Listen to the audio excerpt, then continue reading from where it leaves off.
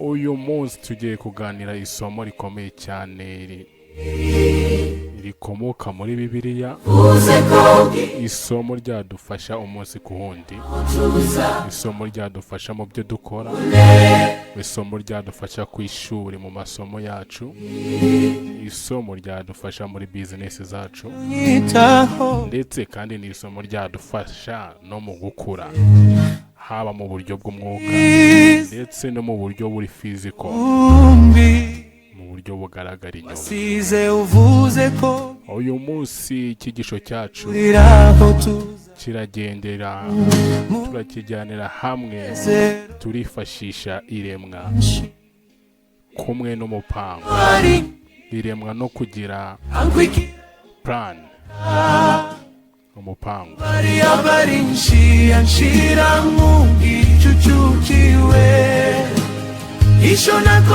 Uyu munsi ntabwo turavuga by'iyobokamana gusa, ahubwo turavuga gushyira ibintu ku murongo. Iremwa ry'ijuru n'isi, ndagira ngo hari ikintu cyagira iri kwigisha.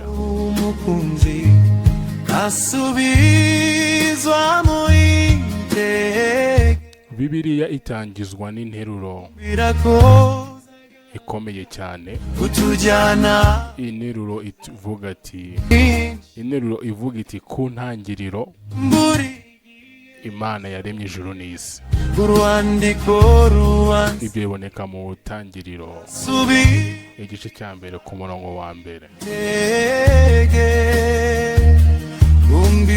Iyo usomye iyi nkuru y'iremwa ry'ijuru n'isi ukayisoma neza witonze, hari ikintu cy'ingenzi usangamo. Usanga Imana itararemye ibintu ku buryo buyitunguye, oya, ahubwo usanga Imana yararemye ibintu mu buryo yari yarapanze. Imana yari yararemye ibintu ku murongo. Imana yari yaravuze iti nzajya kurema, mve kuri iki nje kuri iki nje kuri iki nje kuri iki. Siko mfite umukunzi umenyera ubuzima. Usanga handitse ko Imana yategetse, ariko igendeye ku murongo. Ugasanga Imana yaravuze iti habeho urumuri, habeho ikirere, habeho ubutaka ndetse n'ibiti, habeho izuba n'ukwezi, ndetse ikavuga iti habeho inyamaswa, hanyuma ikavuga iti turagenda dusanga n'ahantu Imana yagize ikarema umuntu. Akurumva ni ibintu yatondetse ku murongo guhera ku munsi wa mbere kugera ku munsi wa nyuma. Imana ifashe ikiruhuko. Sineza ko wansinze, ibintu byose yari yarabipanze. Isi yari inifite n'igishushanyo cyabyo uko bizagenda. Nyuma imaze gukora, Imana yari itegereje ibona ibintu byose yakoze. Bibiliya itubwira ko Imana y'isi ireba iravuga iti wow, ati ibi bintu ni byiza. Aho mu gitabo cy'Itangiriro umurongo wa mbere, mu gitabo cy'Itangiriro igice cya mbere ku murongo wa 31, avuga ngo Imana irareba byose yakoze, ibona byose ari byiza.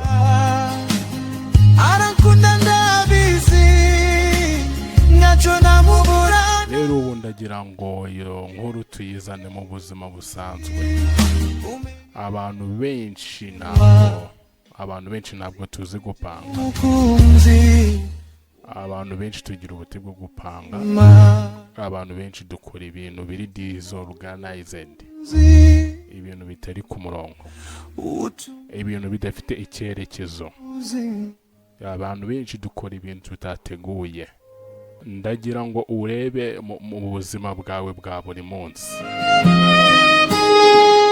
numara kurira mu buzima bwa buri munsi ese umbwire ati ubona umunsi wawe iyo ugiye gutangira uba ufite plan y'ibintu urakora kuri uwo munsi? Niba uri umunyeshuri ese umunsi wawe uba upanze ute? Mbere yo gukora ikizamubanza kukitegura. Niba ari business mbere yuko ujya mubanza kuyitegura. Niba ari umushinga uri gukora ubanza kuwutegura mbere yo kuwukora. Cyangwa urabyuka warangiza ukizera ko ibintu biraza gucamo utazi aho biturutse. Iremwa ry'ijuru n'isi rigomba kwigisha ikintu kimwe cyoroshye kandi cyumvikana. Ibisubizo byiza bizanwa no gupanga neza, bizanwa no gutegura ibintu neza. Munezero mwinshi imvura iyo ari nyinshi. Iyo upangiye igihe cyawe ugapangira amafaranga yawe ndetse ugapanga n'intego zawe, ubuzima bwawe buba neza kandi ugera ku musaruro utatekerezaga. Aha turafata urugero. Mfite umukunzi umenyera ubuzima. Aha reka tuvuge ko uri umunyeshuri. Mu gitondo panga uburyo amasomo yawe urayiga bikurikiranye. Ibi ngibi bizaguhereza rezileta nziza cyane kurusha uko wafata umuntu utanga uri gusoma mu kayi kandi ugasoma ibintu utapanze. Wowe icyambere panga ngo uyu munsi ndasoma gutya gutya na gutya. Tunavuge niyo uri muri business. Tegura panga ng'igishoro cyawe. Utegurira igishoro cyawe kugira ngo udahura n'ibihombo ndetse n'izindi stress zigiye zitandukanye.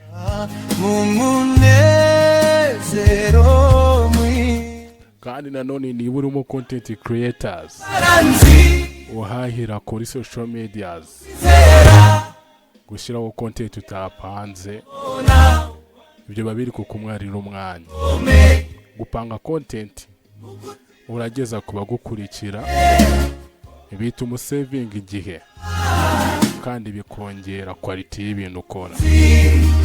Umenyera ubuzima siko mfite. Yewe niyo waba uri muri relationship uri gushaka ahantu umuntu mumenyana mugirana relationship, ufite gutegura amagambo uramubwira kugira ngo wirinde amakimbirane yavamo.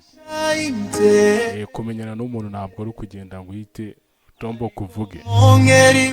First plan. Imana yaremye ibintu igendeye ku murongo, ntabwo ari ibintu yapfuye gukora direct. Iryo ni itegeko rimwe ryonyine ryoroshye twakagombye kugenderaho ku munsi ku munsi. Ndagira ngo dusome aya magambo. Dusome interuro ya mbere turasanga mu Itangiriro igice cya mbere umurongo wa mbere, aho hatubwira ngo ku ntangiriro Imana yaremye ijuru n'isi.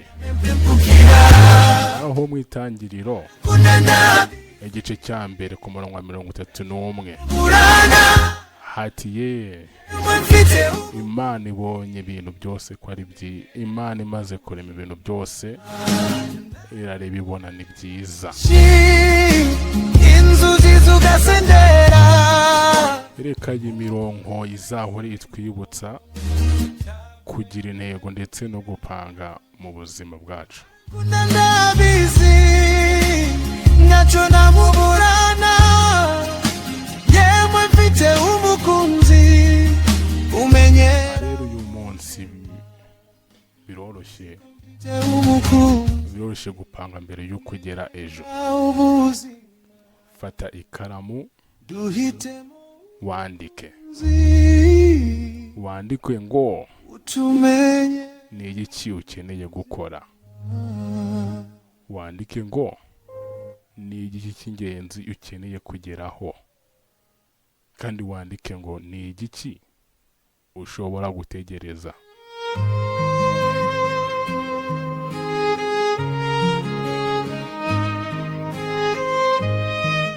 Ntabwo ukeneye umupango uremereye,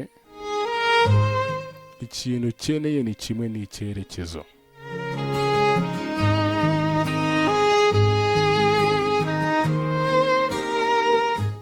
Mu minsi iri imbere tuzakomeza turebere hamwe izindi nkuru zaduha isomo mu buzima, kandi niba iyi nkuru igize ikigufasha, sharinga mugenzi wawe nawe icyonzi cyo akeneye plan mu buzima, akeneye kugira icyerekezo uyu munsi. Mushimiye kuba warebye iyi video, tuzabonane mu kiganiro gikurikira. Imana ibahundagaze imigisha myinshi, Imana ibahezagire. Wasize uvuze ko ugiye